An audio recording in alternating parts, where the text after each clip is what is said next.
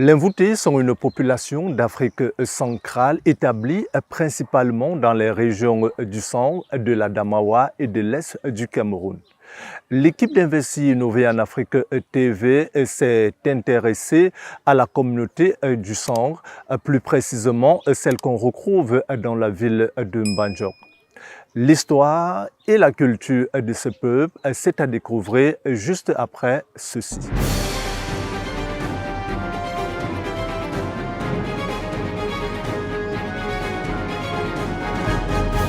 Mbandjok, encore appelée ville sucrière du fait qu'elle soit dépendante de la sucrerie qui y est installée, ainsi que les plantations de canne à sucre qui l'entourent.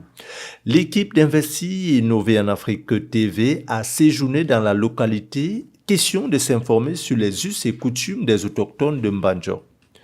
Pour cela, Investir Innover s'est rendu chez Sa Majesté Bawa Dina Jean-Paul, chef de village de Mbandjok. Je vous dis, c'est avec l'avènement de la SOSUCAM que Mbandjok s'est agrandi et aujourd'hui est devenu un chef-lieu d'arrondissement, le chef-lieu d'arrondissement dont Mbandjok porte le nom. Mbandjok se situe dans le département de la Haute-Sanaga. Elle s'étend sur une superficie de 8089 km², est située de part et d'autre de la route nationale numéro 1 à environ 100 km de la capitale de Yaoundé. Elle est limitée au sud par l'arrondissement de Batchenga, au nord par l'arrondissement de Nkoteng, à l'est par l'arrondissement de Sé et à l'ouest par l'arrondissement de Ntui. La ville porte le nom de Mbandjok envoûté, a été baptisée par les ancêtres pour les raisons suivantes. Vous allez me voir, vous êtes rentré à la chefferie, vous avez vu devant mon cabinet là-bas, il y a l'insigne de l'éléphant. Il y a la salle de palabre aussi, vous avez vu l'insigne de l'éléphant. Tout à l'heure sur ce tableau, vous allez voir le même tableau. Ici, c'était une zone qui avait beaucoup d'éléphants en Mbandjok. Alors, les parents, les ancêtres avaient surnommé Boanjou, qui signifie la côte de l'éléphant. Donc, envoûté, c'est Bois, qui signifie côte, et éléphant, et Ndjou, qui signifie éléphant. La ville de Mbandjok s'étend sur 3 groupements et 9 villages. Les groupements sont constitués ainsi qu'il suit. Groupement Djoré avec pour village Mbandjok, Ndokwa, Minkuma, Nyo, Babouté, Ndjoré 1 et Ndjoré 2. Groupement Do avec pour village Biboto et Ndo. Groupement Mekumba avec pour village Mendouga et Mekumba. Raison pour laquelle on trouve les Mvoutés disséminés sur la carte de l'Afrique. Déjà, il faut préciser que les Mvoutés viennent du Soudan. Nous venons du Soudan et nous sommes passés par la Damawa. C'est pour ça que vous allez trouver qu'il y a une bonne partie des Mvoutés à la rive droite, c'est-à-dire dans le Mbamekim. Nous sommes partis à Damawa, vous avez trouvé plein de villages Mvoutés. D'abord, la majorité des villages Mvoutés, c'est dans le Mbamekim. Le premier ancêtre de la ville de Mbandjok s'appelait Mviwanji. Après lui, nous avons l'architecture de la chefferie. Ici, c'est une chefferie de 3e degré, dépendant du groupement de Ndjoré. Bon, la chefferie, au niveau de Mbandjok, je l'ai répartie parce que le village est assez vaste. Parce qu'avec l'avènement de la SOSUCAM, jadis, le village était habité par des Mvoutés. Mais aujourd'hui, nous avons tous les Camerounais et voire même tous les Africains, voire même les Européens qui résident en Mbandjok. Aujourd'hui, la chefferie, je l'ai répartie en communautés. Il y a des chefferies de communautés. Ça veut dire que chaque département a une représentation ici, qu'on les appelle des chefs de communauté et qui siègent à la notabilité ici en Mbandjok. Jusqu'ici, les chefferies Mvoutés n'ont pas véritablement changé, hein, parce que le même principe reste. À la chefferie Mvoutés, il n'y a pas d'élection. Ce sont les notables qui désignent au sein de la famille régnante qui doit être le futur chef. Après le départ ou la démission du chef, ce sont les notables qui s'asseyent et regardent dans la famille régnante, contrairement aux autres où il y a des élections. Et ça a été toujours comme ça depuis les ancêtres. Les Mvoutis sont originaires du Soudan. Leur déplacement s'est fait à l'aide d'un serpent mythique. Nous sommes partis du Soudan, nous avons traversé par la Damawa et d'autres sont restés, la plupart sont restés dans le Mbamaking. Nous, au niveau de Mbandjok, nous avons un totem, c'est le serpent. Parce que c'est à l'aide du serpent, c'est le serpent qui a fait traverser les parents pour joindre ce côté. Donc notre totem ici, c'est le serpent. Le serpent, qui est leur totem, reste d'actualité, car ces derniers protègent les populations. Un culte lui est même dédié à chaque fin d'année. Je vous invite ici en fin d'année, parce que chaque fin d'année, nous avons une cérémonie de communion avec les ancêtres qui consiste à nettoyer les cimetières. C'est pour ça que chez le peuple Vouté, on n'enterre pas les morts dans les concessions. Nous avons des cimetières appropriés. Donc, à chaque fin d'année, avant de fêter le Nouvel An, nous avons une période de communion avec les ancêtres. Chez les voûtés, lorsqu'un sujet décède, il ne doit pas être enterré dans la concession, mais plutôt au cimetière commun à tous les voûtés. Ça, c'est le principe que les ancêtres ont fait. Et c'est pour ça que chez nous, l'enterrement, on dit on va cacher. On ne peut pas cacher quelque chose en face de la maison ou derrière la maison. L'enterrement chez nous, on dit on va cacher. Ça veut dire on éloigne la personne de la concession. La cérémonie où l'on communique avec les ancêtres se déroule tous les mois de novembre. Il y a plusieurs prescriptions à respecter à la lettre. Après le nettoyage de tombe, nous devons offrir un repas au niveau du cimetière de la famille rayante, qui est un symbole de partage, de communion avec les ancêtres. Et ce repas ne revient pas ici. Avant d'aller là-bas, il y a des notables qui préparent ce rite. Parce que nous devons aussi, après avoir fait la défriche des 4 cimetières, nous retrouvons toute la famille, tout le village dans la famille rayante. Et comme je vous ai dit, Mbandjoki devient aujourd'hui une ville cosmopolite. Les autres cimetières, les frères qui sont venus habiter avec nous assistent. Mais maintenant, quand on arrive lors de cérémonies de communion, ils sont un peu en retrait. Malgré le modernisme qui gagne du terrain, les voûtés restent attachés à leurs us et traditions. Non, chez nous, ça ne disparaît pas, bien au contraire. Regardez tout à côté, les tam-tams sont déjà au soleil. C'est pour apprêter ça. On les joue uniquement à la chefferie et lors de ces cérémonies. Ça contribue à la communion avec les ancêtres. Ce n'est pas n'importe qui peut jouer ces tam-tams. L'aliment de base chez les voûtés est le couscous de manioc. Pendant la cérémonie de communion avec les ancêtres, il est accompagné des mets succulents. Les repas traditionnels. Bon, généralement, chez nous, c'est le couscous. Chez nous, c'est le couscous avec les feuilles de manioc, avec un peu du poisson, parce que nous avons la sananga là tout à côté et de la viande. Et quand on finit de manger, ça reste là-bas. Mais pour les autres rites, je ne peux pas les dévoiler à mon télévision. Les voûtés n'ont pas les mêmes interdits alimentaires pour les raisons suivantes. Je vous ai dit interdit alimentaire chez les voûtés. Il y a nuance. Parce que ici en Mbandjok, tout comme en Djoré et en Dokwa, nous on ne mange pas le serpent. Mais vous allez trouver d'autres villages voûtés où les gens en consomment. Mais le serpent pour nous c'est interdit, c'est interdit. Il y a des clans de voûtés. Il y a 9. Et puis ces clans-là, on les retrouve partout dans tous les villages, les mêmes clans. Mais sauf que nous qui sommes venus ici, on ne mange pas le serpent. Concernant le mariage, la polygamie et la monogamie sont les 2 régimes matrimoniaux que l'on retrouve ici. Toutefois, la polygamie est le mode le plus répandu.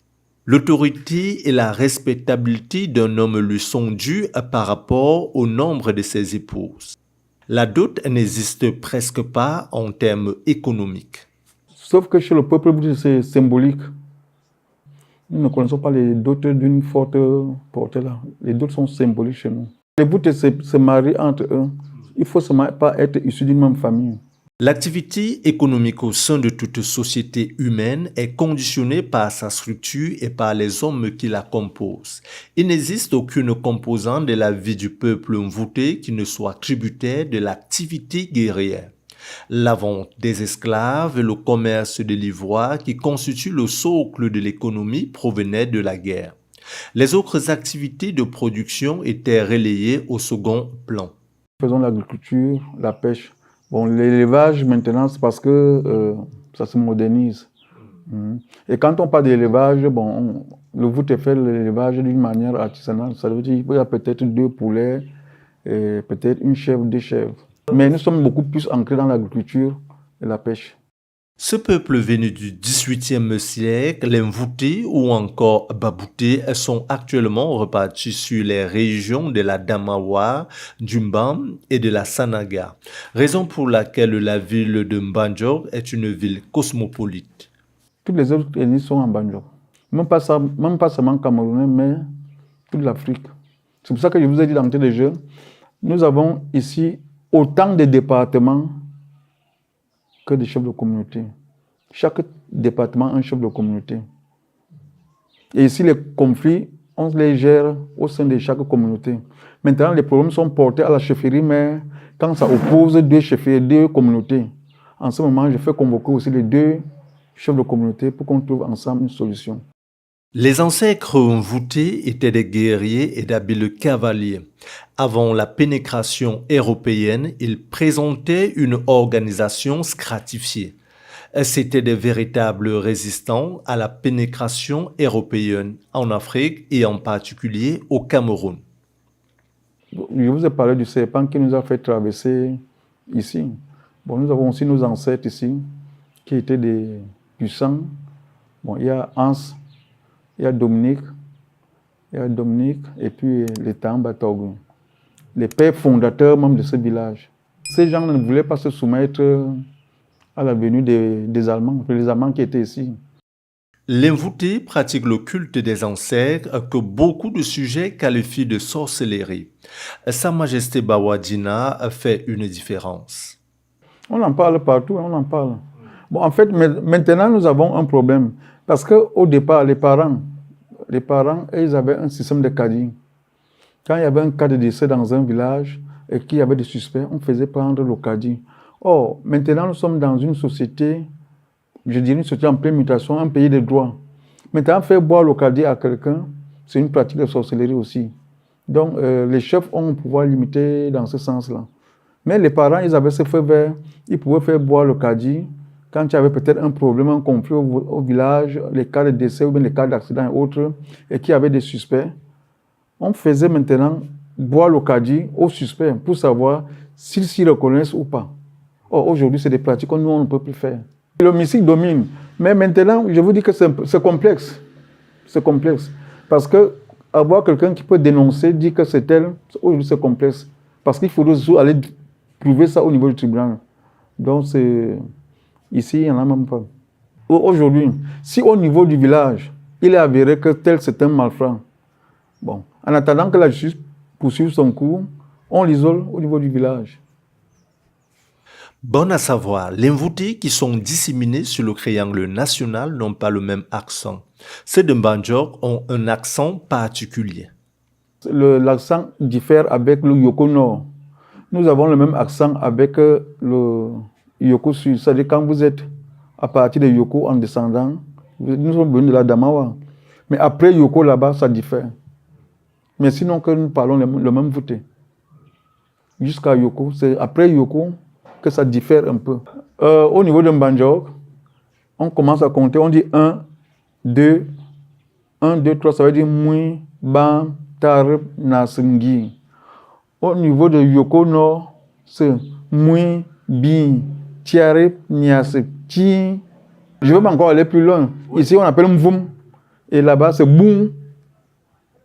Sa Majesté Bawadina, père de 12 enfants et marié à la reine Mvono Bio Suzanne, s'agresse à sa communauté en ces mots. Oui, déjà, je vous dis merci de m'avoir donné vraiment cette opportunité de m'adresser à mes jeunes frères et à mes enfants. On ne choisit pas ses origines. Le choix est divin. On peut choisir peut-être des amis, on ne choisit pas les parents. On ne choisit pas son village, on ne choisit pas là où on est né.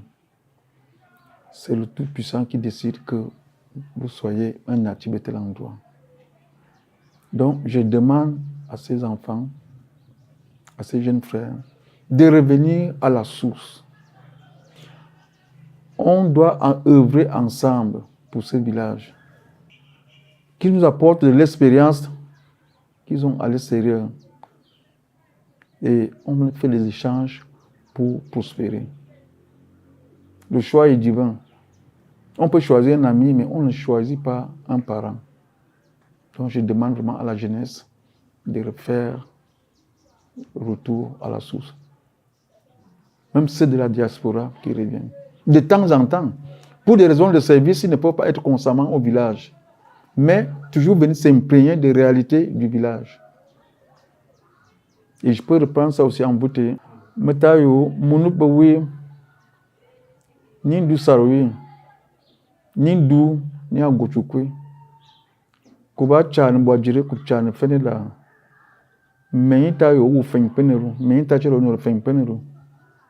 You will fendre, ou wa Bayekending, Ming Deng Amnangeta, ou Fen Dombanjo. Ningi Saroui, Nindu Tini etenia Gochu, Nia Gomtumna, no du Nyoku. Alors, n'hésitez pas à faire un tour car le plat traditionnel voûté vous fera lécher les doigts. Le mets de pistache avec le couscous. Et bon, peut-être aussi avec le couscous de maïs, mais c'est d'abord le mets de pistache.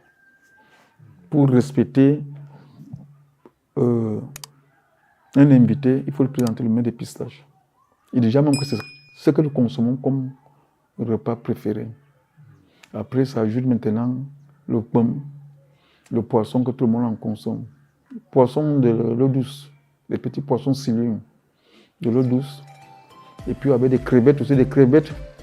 C'est en pleine salivation que l'équipe d'Investi Innover en Afrique TV a dit au revoir au 13e chef de la chefferie de Mbandjo.